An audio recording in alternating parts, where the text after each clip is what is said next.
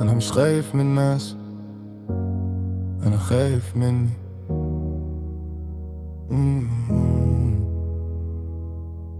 من صوت جوا دماغي بيقولي سيبك، خلي في حاجة جوايا لو طلعت مش هتعرف ترجع.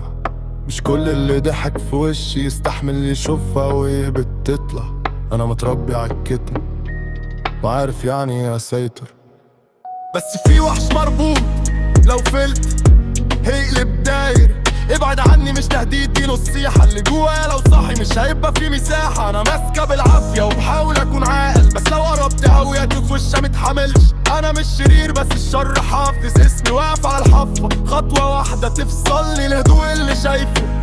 مش سلام ده سجن، لو الكتم ده اتكسر مش هتعرف تلممني. بحضر اللي حواليا مش عايز اضر حد، بس اللي جوايا ما بيسمعش حد. انا عارف نفسي وعارف لو سبت مش هيفرق صاحب من عد وقابلت.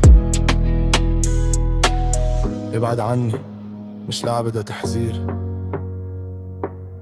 اللي جوايا تقيل ومش دايما بيختار المصير.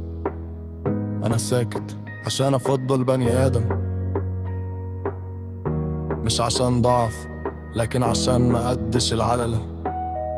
في ناس بتستفز وتفكرني هزار، مش فاهمين ان الصبر مش دايما اختيار.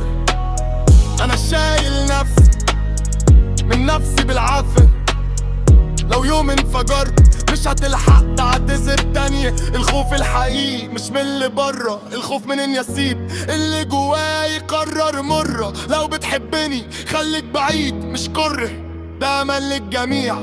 انا بحارب نفسي مش بطلب شفقة، بس لو قربت قوي افتكر